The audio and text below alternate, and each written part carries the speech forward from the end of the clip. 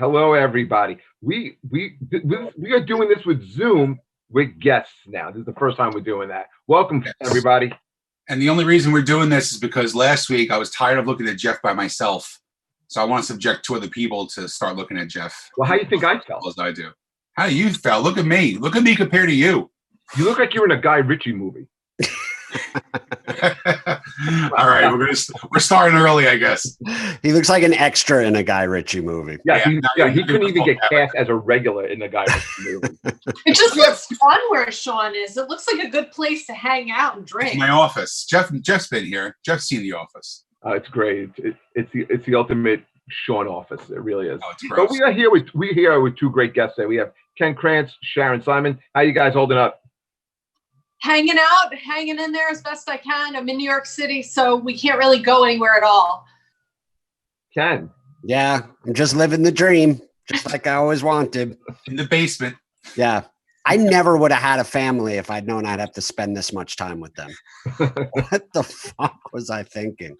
I feel so bad for everybody that's hauled up with children. I've never been so sure of my decision not to have children as I am now. I have three friends who have 5-year-old twins. They're you have friends? 6 weeks apart. Yeah, shut up. There's three of them that have 5-year-old twins. I can't even begin to imagine what they're going through. How many do you have, Ken? I have a 4-year-old girl, and this is the happiest she's ever been. Like, really? This pandemic's the greatest thing that ever happened to her.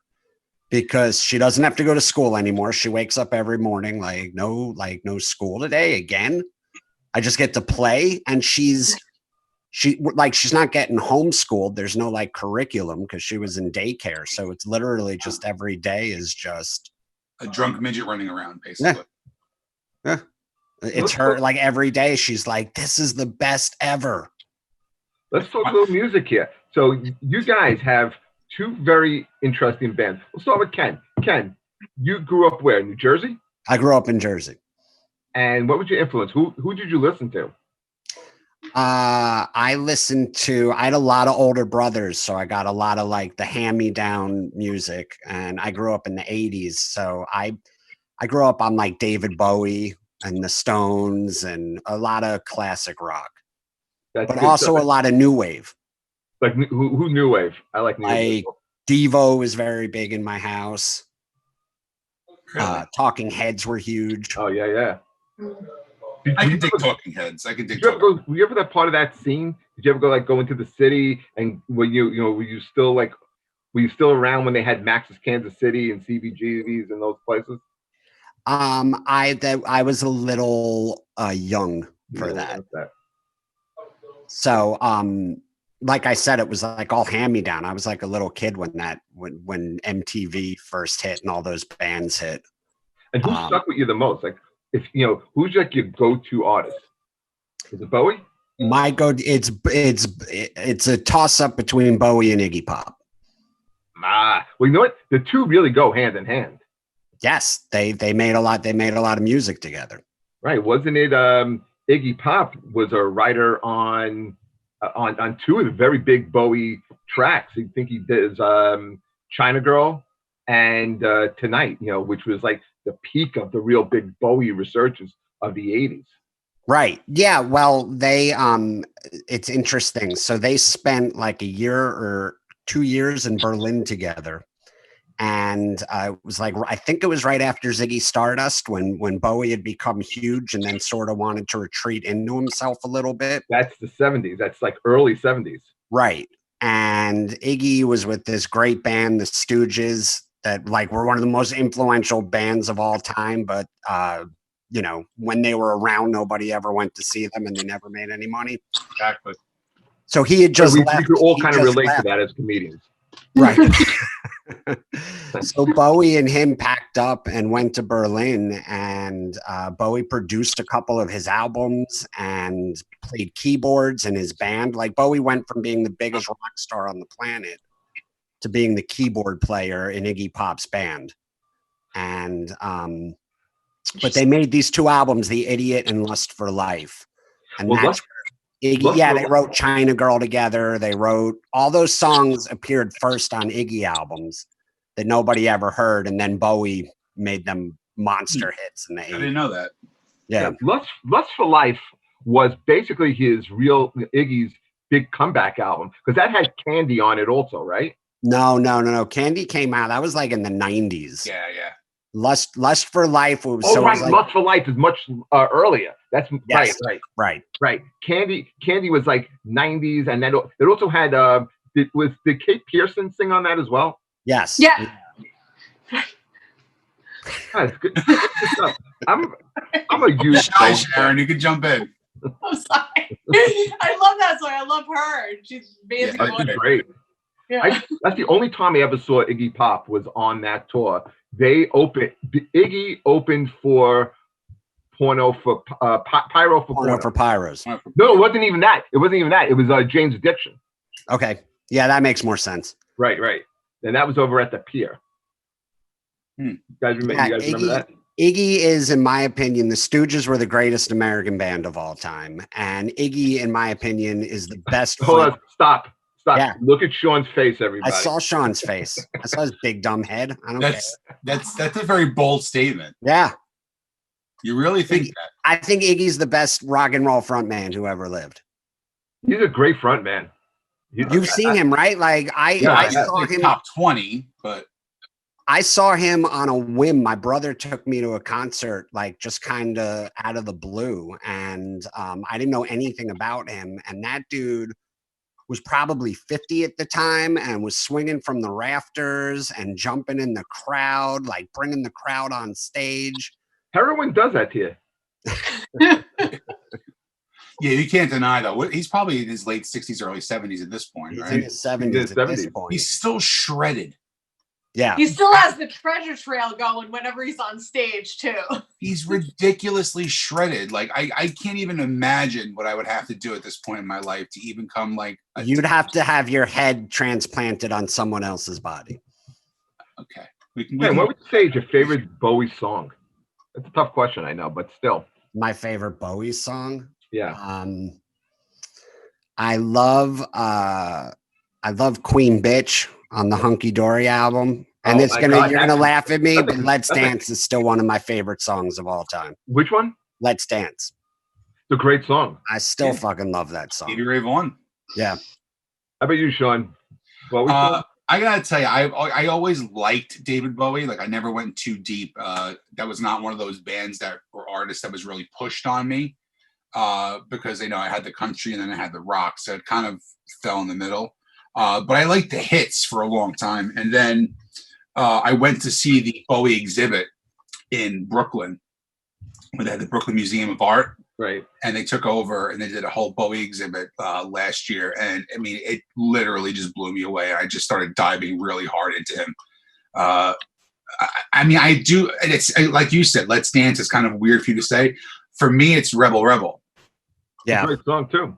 I love watching like those videos. I don't know if you ever saw it where they take like 10,000 people and they all start playing the song from the band at the same time. Like they'll have like 500 guitar players and 500 drummers, and they're all playing one song at the same time in like a huge stadium, and they do Rebel Rebel, which is I've seen that. I hate that. Of course, because you don't like fun, you don't like life. I don't like life. Sharon, David Bowie song. Heroes. Love that one. Yeah. And I love how that song reemerged in 2001, right after September 11th. It's still thinking about how I felt when that song would play back then still brings tears to my eyes. Hollywood Vampires do a good version of that now too. And also Motorhead. It was the last song Lemmy ever recorded. I love that. Wow. That's a good one. I didn't know that. Yeah, it's a great version. I love Bowie. Absolutely love Bowie. But I think my favorite song, and it's so hard to pick one, has always been Young Americans. Oh, it's a great song. Yeah. And a couple things. I mean, you got Luther Vandross singing background on it. Vandross? Yeah. Fucking. I'm a big Luther Vandross fan. I like that. And then like later on, we talked about this a couple of weeks ago, Sean. Do you remember when we talked about Nine Inch Nails, when we talked about how much Nine Inch Nails started to influence Bowie? And he comes out with an album in the late 70s called Earthling. And he had a song called Little Wonder, which I absolutely loved. And I know you like I'm Afraid of Americans on that. Yeah, that's a killer song. I mean, I think the video too was really, really good. You know, I had tickets to the concert when the two of them were together, and I didn't end up going because of some college theater thing. I still regret that. Oh, bad decision. Yeah. Oh God, that was such a good show, and it was interesting how they switched, because Nine Inch Nails opened, and then gradually one member would come off, and then the next member of Bowie's band would come on, and they would just integrate that way, and there was no pause in the show. Few years ago, before he died, I guess it was like maybe 2004, he did something called the New York Marathon, where he did a show in each borough each night. And I got to actually work that show and work with him. And he did this at Snug Harbor. It's a small little, think about almost the size of maybe a junior high school auditorium. And he opens up with one of my favorite all-time Bowie songs, Hollow Space Boy. I bombed that room in Snug Harbor too for a private event. So me and Bowie we played the same venue. Well, we didn't bomb, man. It was great. It was really, really great. Well, I'm sure he wasn't playing to 300 drunk Italians like I was. And Sharon, let's go up to you, man. You picked one of my favorite all-time bands. I love. Go ahead. So my favorite band is Tears for Fears. This is a T-shirt from the concert that you and I were both at in down the shore town, Red Bank.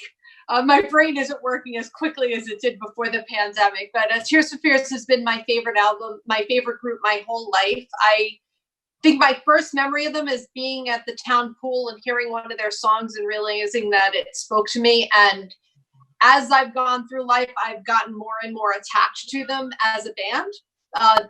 Roland Orzabal, I think, is the greatest artist of all time. I'm so glad he's still alive and still with us. We got some real declarative statements here. The Stooges are the best American band of all time. Roland Orzabal, greatest artist of all time. Yeah, because he's not just, obviously he's a fantastic musician. He's a great singer. He's a fantastic frontman. But where he thrives beyond anyone else is his ability as a writer to explain the human condition in words that can be danced to. Yeah, he's pretty deep. I like him as well. And I think, they're known for the music off of songs from The Big Cheer. That was like, that's their biggest album, but they broke out with The Hurting. So their first album was their first album. They only have a handful of albums. They only have like 6 albums, maybe. They don't have a lot. They don't have not a lot. And they were, Roland Orzabal was calling himself Tears for Fears by himself for 2 albums. And I have one of them, but not everybody stayed with him through that, especially Kurt Smith is kind of like the cute one. So they lost a lot of female fans. And I think that from now, because now as an adult, we have Facebook. I'm in a bunch of Facebook clubs who love the band. And it's actually fascinating to see how many women are obsessed with them to a really weird degree. When you talking about the human condition, what they write about, I love the title track off of Elemental. Oh yeah. And Elemental was something Roland Orzabal did on his own. Right. Everybody Loves a Happy Ending is their biggest album in the 90s, and it's Everybody Loves a Happy Ending because they got back together at that time. Right. I think that's where they lost me after Elemental, because then they came out with, I think, Kings of Raoul. Raoul and the King of Spain. Yeah, and I really didn't like that album. It wasn't a big hit, but Everybody Loves a Happy Ending was their reemergence. Sowing the Seeds of Love was not on that one, but Everybody Loves a Happy Ending was pretty big, and my wedding songs from that album too. Yeah, we talked about this one night at Greenwich. I like Sowing the Seeds of Love because I think it's a very Beatles influenced album, especially the song Sowing the Seeds of Love. The trippy video too. Yeah, it is. Yeah. I didn't have MTV as a kid, so I didn't even get to see these videos until later in life. Like, one of the things that went on when I was first dating my husband, we first moved in together, is we would drink and watch videos because I hadn't seen any of this stuff. I didn't know what people looked like. This is my night every night, Sharon, just so you know. Now, Sharon, do you guys know the common thread between Bowie and Tears for Fears? Bowie is really the godfather of new wave music. It goes, as far as I would think, it goes from him to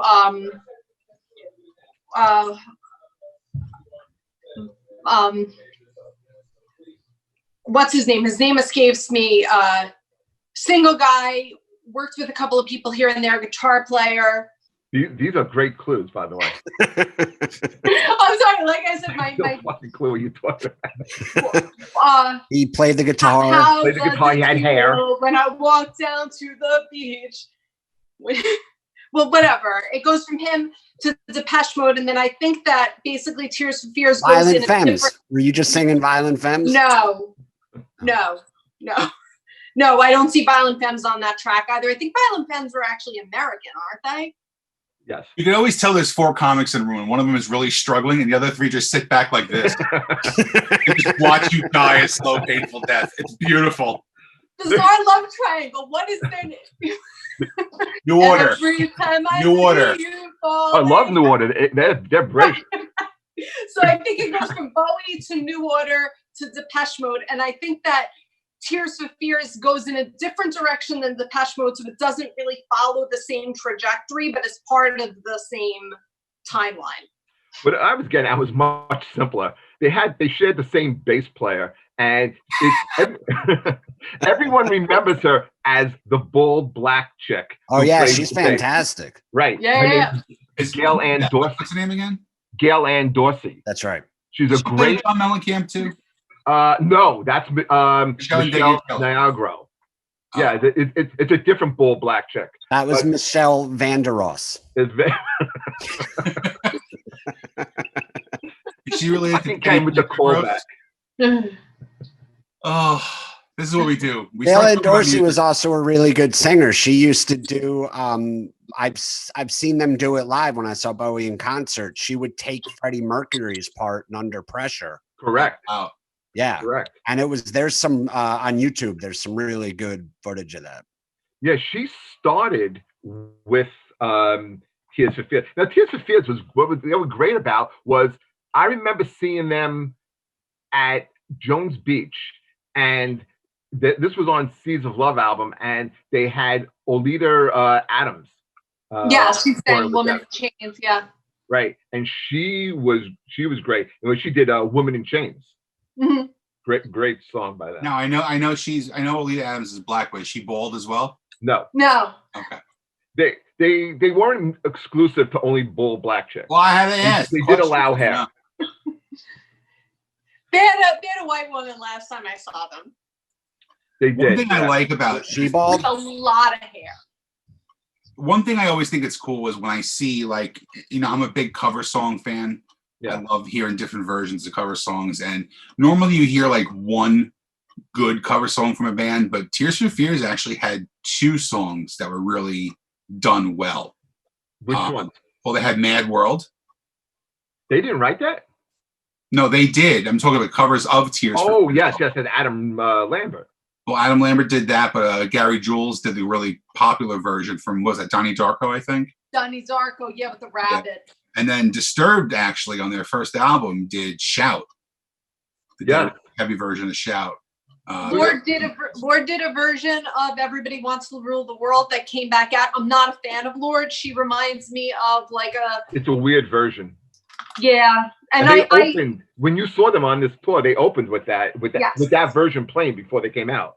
Well, I think it's smart if you're trying to get young fans to play somebody that young people know. And the only way to stay relevant is to have young fans. And I can't see every time I see Tears for Fears, I'm paranoid it's the last time I'm ever going to see them. Meanwhile, Depeche Mode is selling out Madison Square Garden because they have young fans. Lorde scares me. She looks like she smells like patchouli and body odor. She reminds me of every spoiled community theater actress that you'll see in suburbia that has way too much money to be in the theater. Bowie did a lot of really great covers, and I think one of the more obscure ones, he covered one of my favorite Beach Boys songs was "God Only Knows." Yes, yeah, on the Tonight album. which was Right, was right. not a great album. It's not, but that was the one that immediately followed up. Let's Dance. Let's Dance, right? Yeah. Yeah. That had what?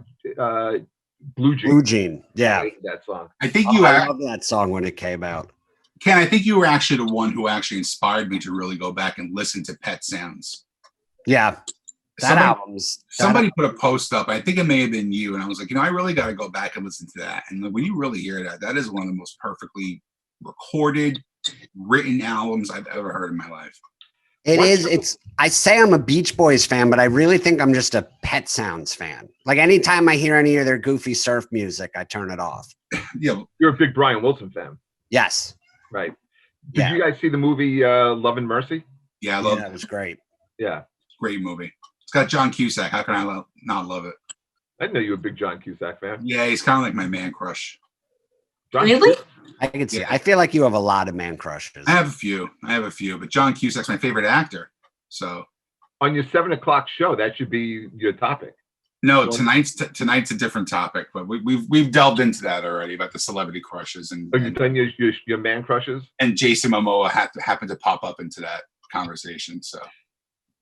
Yeah. This is why I got to deal with everything. I can't think of two actors so different. I know. I was just thinking, you really run the spectrum in your dude. Listen, I don't have a type. What am I going to type? We got to go back to Tears for Fears. So it's like a Sean Morton coming out edition of Who's Your Band.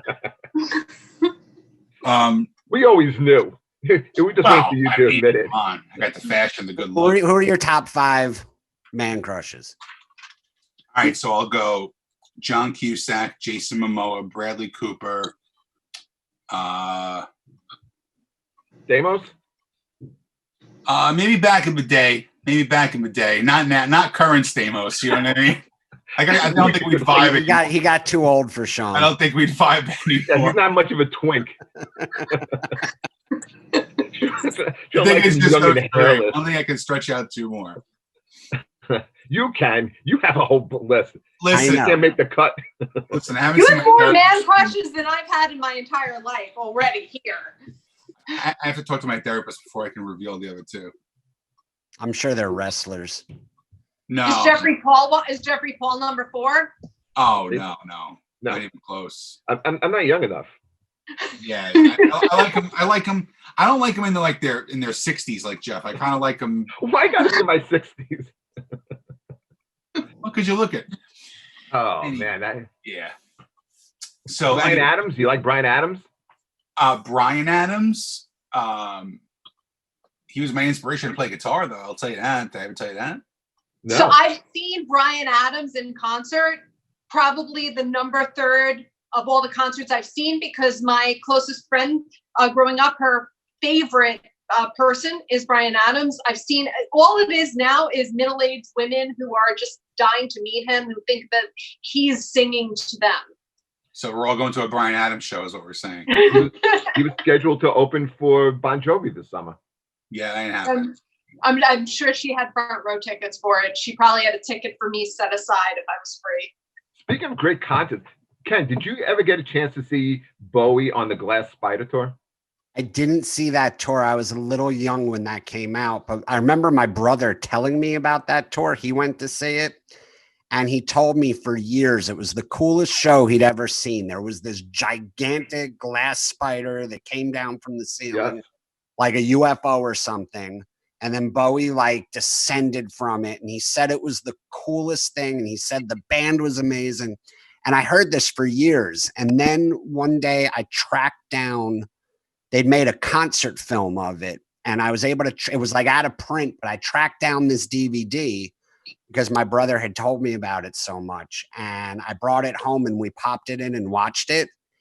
And it was the gayest shit I'd ever seen in my life. It was he'd built it up that it was this monumental epic rock thing. And it was like a horrible Broadway production. I was 51 when I went to go see that show. And 20 years ago. Okay. I wasn't 51. No one even challenged that. I was really surprised. I was like, well, that was 87. It was in the 90s, you idiots. Hey, listen, Sean just revealed 3 man crushes, and one thing we're going to realize too, we're going to get Jeff Paul's real age tonight. Yeah. He tells me what I think he wants me to hear, but I'm thinking 63. How old? But I went to that show, and it was a weird lineup because Squeeze opened up, and Lisa and Cult Jam was the first band. Yeah, I remember my brother telling me that. That's the weirdest lineup I've ever heard in my life. Isn't that a weird lineup?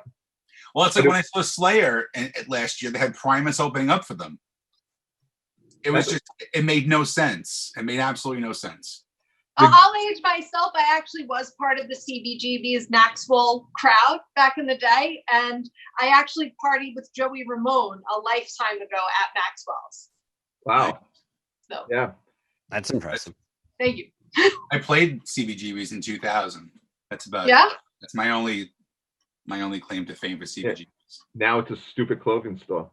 John Varvatos. You know what's weird is that they still kept the walls. Did you know that? Yes. They still kept the walls. So like I saw Gaslight Anthem there like 5 or 6 years ago at Varvatos doing like a record release party, and they just wheel the walls out and put them along the sides. It's so creepy. They have like a CBGB cafe at Newark Airport. Yeah, I know. Where you can go get like a $16 mimosa, which is like, yeah, that seems like it'd be in the spirit. That's punk rock. Yeah, that's punk. Have you guys ever been to the Rock and Roll Hall of Fame? Yes.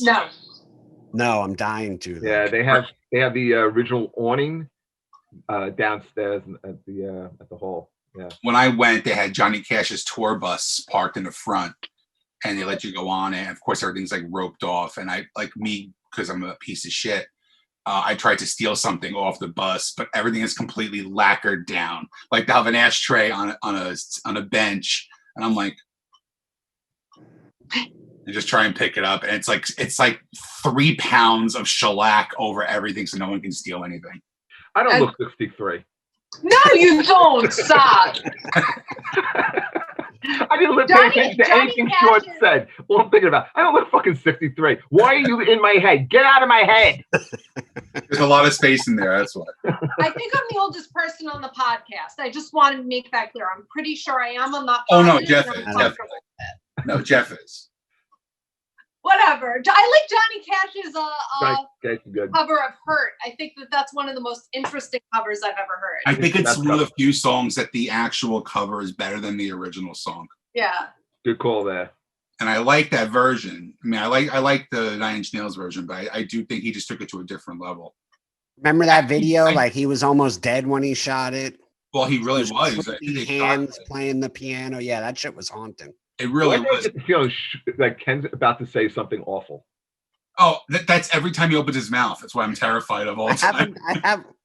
What is this, like a family thing? I haven't. No, fuck no. Who cares? You can curse all you want. Oh, I haven't said any. I'm not like. No, but you know the story of that video, right? He was like basically on his deathbed. He died less than a month after recording that. Right. Yeah.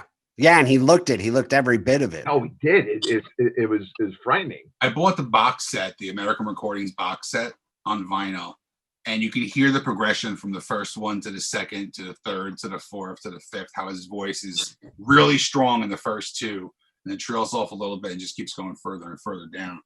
But some of the best recordings I've ever heard on those albums. They do like I Won't Back Down by Tom Petty does a cover of, and Rusty Cage from Soundgarden. That's a great. That Rusty Cage was a great version. Yeah, all of those albums are solid. They're really, really. It's like, you know, a lot of people put out, like they try and put out one last album before they go, and it's like you can hear them. Like even like when I talk about Motorhead doing Heroes, like you heard Lemmy like physically dying while he's singing this song, but like it was the last song he did. But to put out 6 albums in a span of like 4 years when you're knowing you're going to die, it's kind of deep. It's kind of deep. Did you ever hear that Warren Zevon song that he put out before he died? No. I've heard of it, but I never heard it. Oh my God. I mean, if you're not crying at the end of it, you don't have a soul. It is so heart-wrenching. It's really one of the most depressing things I've ever heard. Well, the good news is we're going to be getting a lot more of those songs in the next few months. Yeah, that is very true. From all sorts of artists that we thought were fine. Yeah. So what are you guys doing to pass the time during this coronavirus pandemic? I'm learning how to use Adobe Rush. Okay. For what When you purpose? gotta edit. Okay. Yeah, it's coming along great. It's like I built this bridge. I moved to San Francisco. Lost my hand doing it. But one of the things I do is I take a bath almost every night, and I listen to a Pandora station that I created out of Everybody Loves a Happy Ending. Not all of Tears for Fears, just that album. And it's amazing how many songs from that album sound like what we're going through. I recommend to all three of you to just listen to just that album. The final song on it is Last Days on Earth. That was my wedding song. I've been married less than 2 years. This whole thing is really bizarre. So you really made your wedding song "Last Days on Earth"? Yes. Have you heard Why the don't song? you just do "Creeping Death" while you're at it? It's not the song. The song is "I told you I'd hold you till our last days on earth," and Oh, the lyrics are now I the feel lyrics like are beautiful. Tears for Fears is not big on trivial love songs. Neither am I. It's a very deep song. Okay, I'll listen to it then. Yeah. I see my mind goes the other way. When I start hearing weddings and I hear "End of Days," that's just where I start putting two and two together.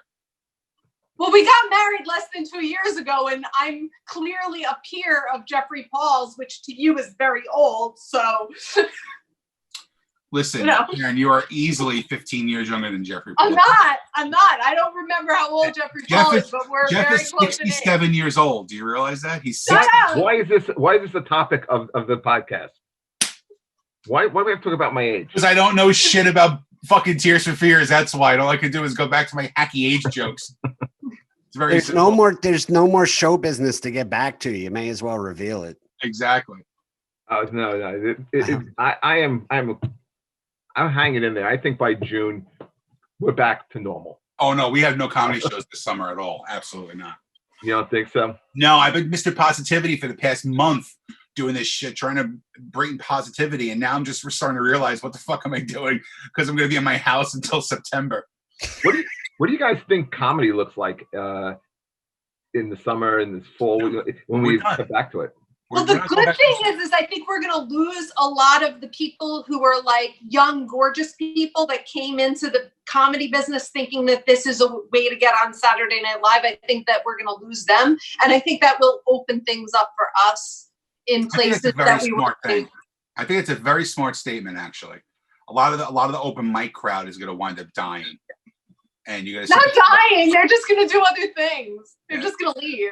I think that there's going to be a lot of clubs that close. Yeah. So I think there's going to be a lot less spots to go around. So I think some of the comics who are maybe more hobbyist, maybe comics with full-time jobs who do this, more for fun. I think you're going to see a lot of them now unemployed, and I think you're going to see a lot of them going away. But I think you're also, like I said, going to see a lot of clubs down and less spots to go around in general. So, what do you think about produced shows? Produced shows?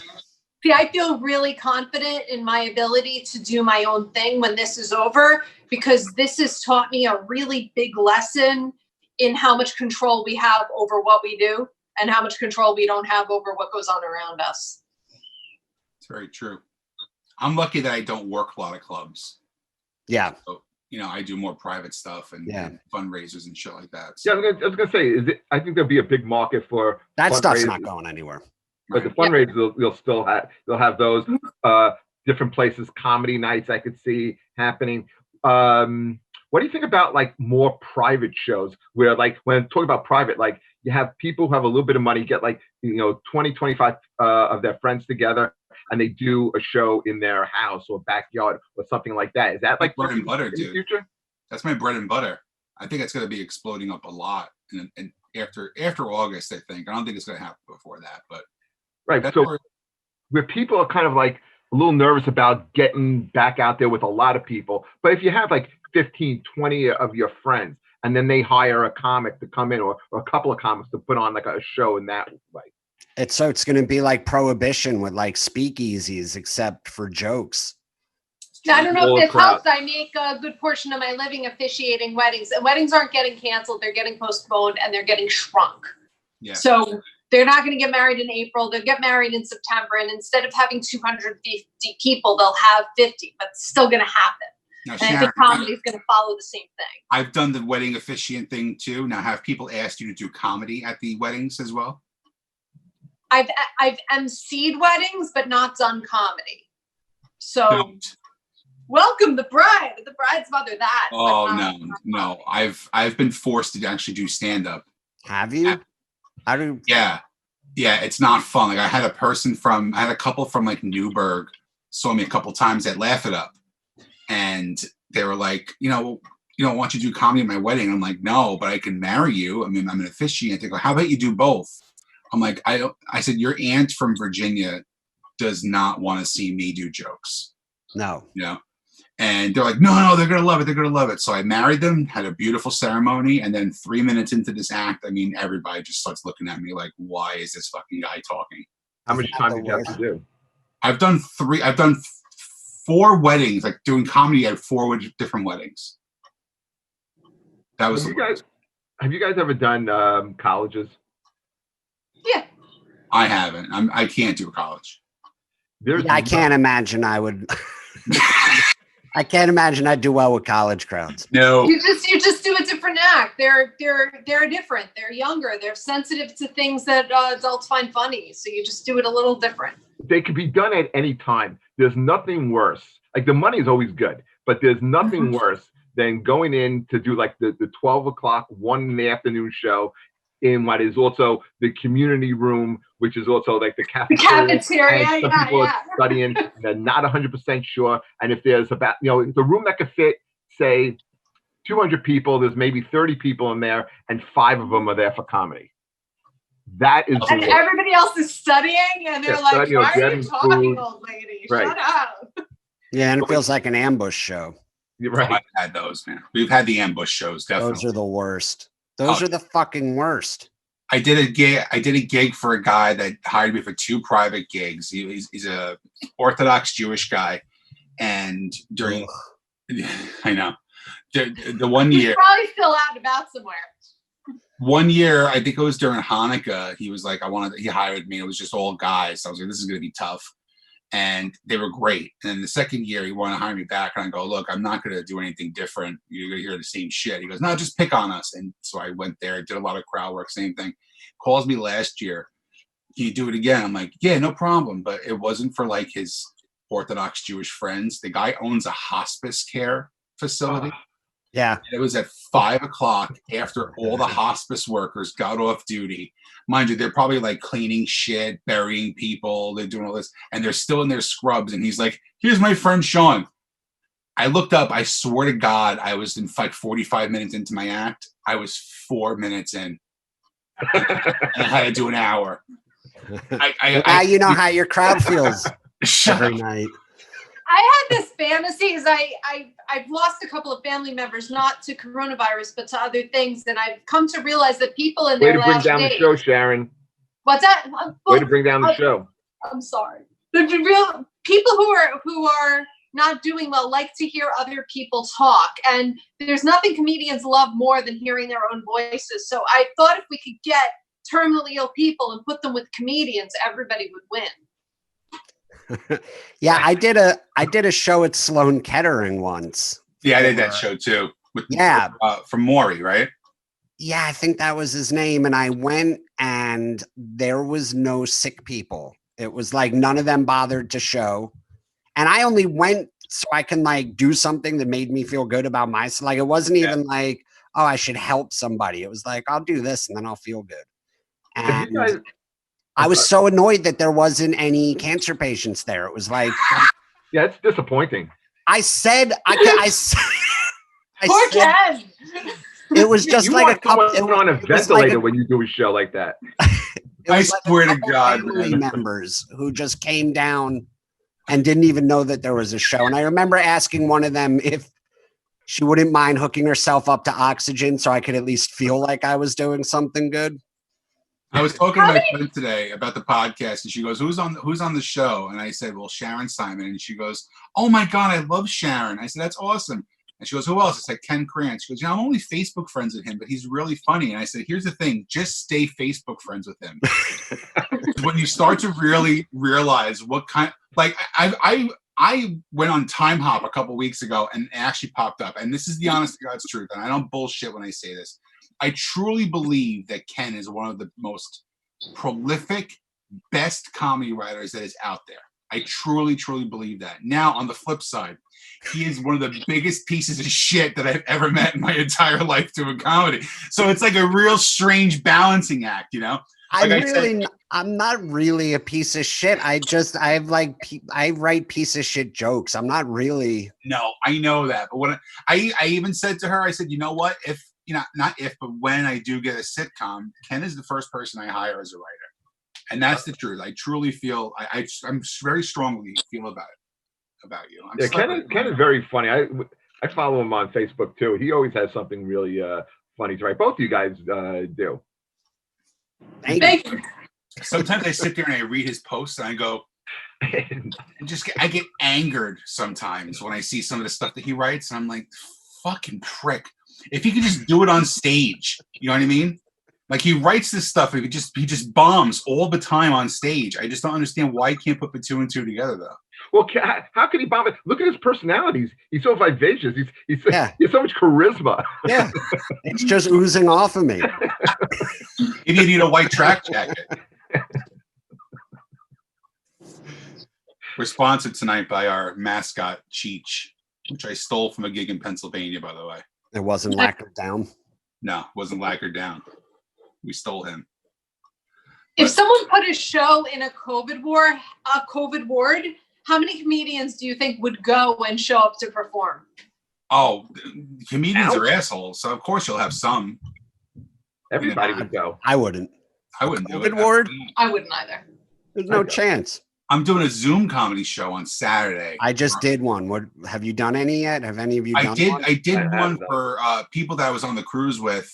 We're doing like this big, like huge countywide Easter egg thing where they had like, you know, tons of people on. I came on, did like 10 minutes, and it's like weird because they muted the microphones on everybody. So like you're doing your joke and you're waiting for a little chuckle and you're watching people laugh, but you can't hear it. So it was a little weird. But this one we're doing Saturday is a fundraiser. So we're actually going to make money, you know, for other people doing this. It'll be 100 people. It's like comedy to me. It's a different art form. It's terrible. It's awful. Someone asked me to do one, and I was basically like, if I can have my parrot with me, and I'll just direct what I'm saying to my parrot, maybe, because then I'm actually talking to somebody. How is Blinky? She's so good. She's loving having me home. If you want to go on my YouTube, you'll see I'm making her act. And she's becoming a better actress. You're turning into the crazy cat lady is what you're telling us. She's not a cat. Well, you know what I mean. Parrot lady.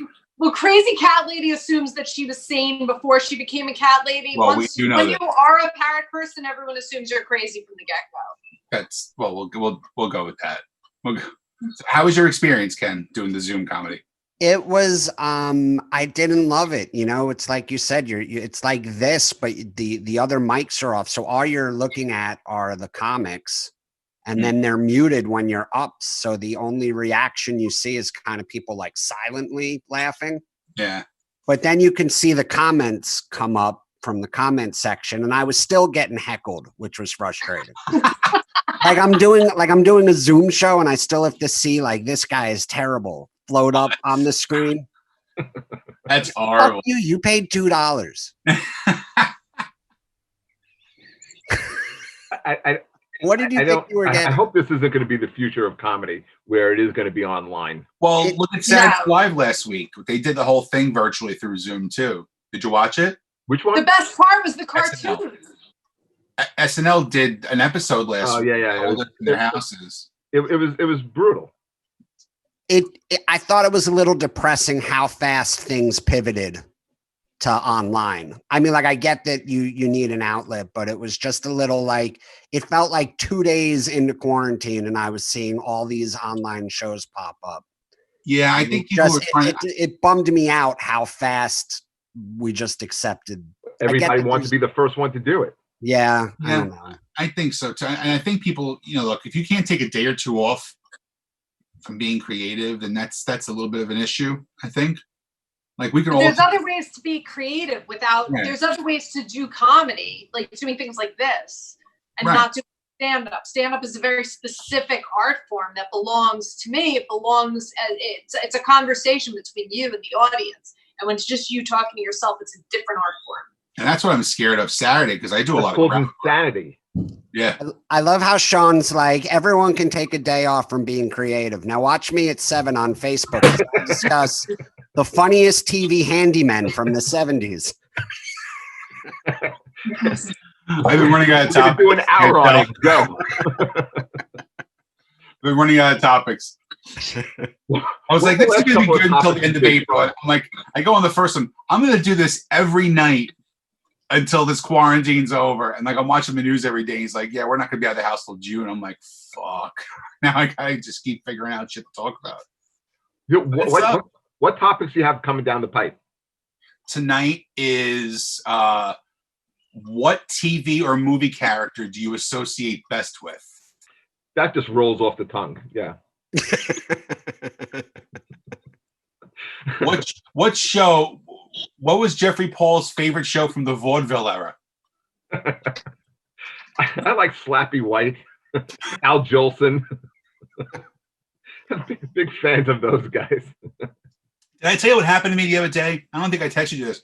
I'm doing anything I can just to do something stupid or funny. Like Ken writes all day long. He puts up 10 posts, 9 are fucking killer all the time. You know what I mean?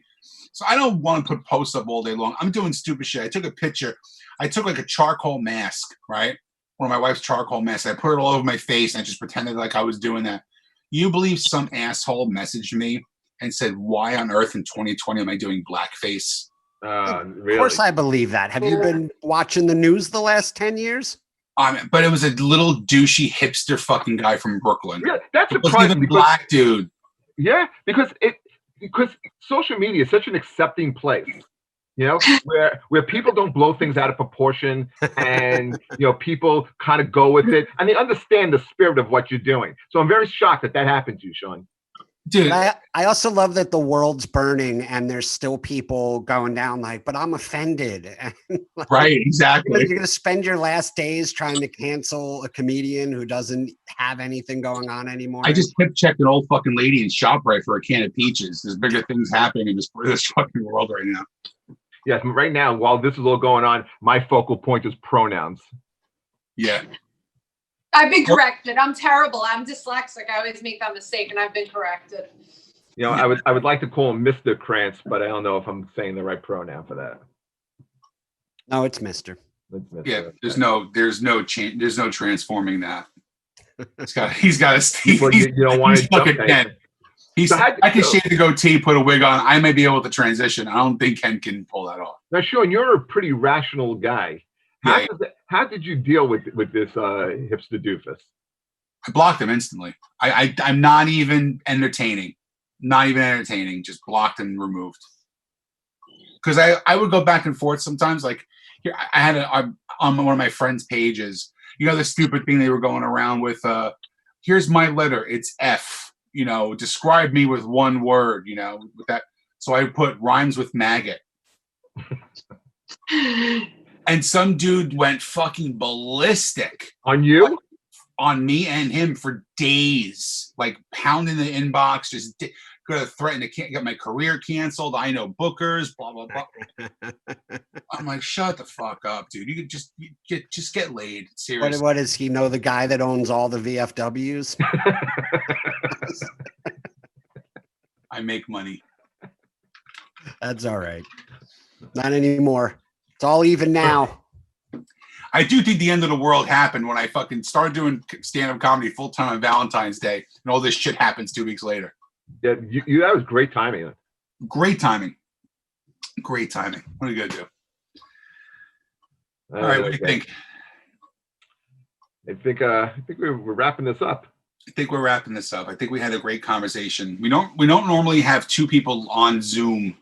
We've done it in studio, but this was fun. I enjoyed it. We talked a little bit about music like we always do, and then we trail off beating the shit out of each other, which is what I love more. than music. But thank you guys for coming on. I appreciate it. Thank you for having me on. Yeah, before we go, where are you guys going to be? I'll be upstairs in about an hour, and I'll probably stay there for a couple hours and then wander back down here. What are you having for dinner tonight? I have something called leftovers. We call them leftovers because whenever my husband makes it, we always have leftover. And it's red leftovers, means it's red sauce as opposed to green leftovers, which have green sauce. How are you, Ken? Dinner? I don't even know. I'm just gonna wait to be surprised. How lucky are you? How lucky are you? Oh my goodness. Yeah, I'm the housewife now, so I have to cook something. What are you cooking, Sean? I made jambalaya yesterday. What'd you call it? Jambalaya. I thought it was called jambalaya. It is. Whatever. I like he went Does yours have jambalaya jam in it? and Is then that heard why you it's call him on it. jambalaya? Was like, oh shit, I better change jambalaya. He went over 2. So I hate everybody except for Sharon on this episode, just Thank you. Thank you. as usual. I've heard this since we've had the first episode. How much you hates me. Guys, give us your social media plugs so our 36 fans can check you out. All my stuff is Simon Says Laugh. There's sometimes an underscore between Simon and Says because the person who has Simon Says Laugh isn't using it. But go to my YouTube because I'm actually putting stuff on and you don't want to look at me. You want to look at my parrot. She's all over it. That's as confusing as Sean's topic tonight. Oh, what was the topic? Which TV or movie character do you most That you most relate to. identify with? Only Between on 1974 and 76. only on Thursdays, and it has to be on HBO and only from 1980 to 99. So it's just my name is Sharon Simon. Just go to my stuff. There you go. I love Sharon. And that's how we can get you, Kid Krantz. Ken Krantz comic. Ken Krantz comic. Yeah. Yeah. Even though he's, like I said, he's a dirtbag human being, he is one of my favorite comics out there. So check him out. Sharon's one of my Very favorites. nice. Sharon I go back with very, very long time. Doing one of the first radio shows at my house. Do you remember that one time? Yeah, I remember your wife made me dinner. Yes. My wife felt bad because we had ordered pizzas and Sharon was like a vegetarian or something. She made her pasta. I'm vegan. Yeah, she made me pasta, which is similar to red leftovers that I'm going to be eating tonight. So you can let your wife know I'll be thinking of her when I eat There you tonight. go. And do you guys have podcasts of your own that you like to plug? I have a bunch of different stuff. Just go to my YouTube. Yeah, I have a podcast called Why Bother with Ritu and Ken. It's just me and Ritu Chandra, who's a comic, and we just tell each other what terrible people we are, mostly for an hour. She's right. Yeah. She's a cunt though. And there it is. He is. It's mostly just I call her. We almost made it to the end. Oh, sorry. Oh, that made me think. I have no idea. But with all kidding aside, she is a cunt. But well, guys, thank you for coming on. We'll post this. We'll share the link with you so you can push it to your social media too. Yeah, thanks for having me. Nice seeing everybody. Thank sort you of. for having me on. Yeah. take care, guys. Be safe. All right. Be safe. Take care. Bye.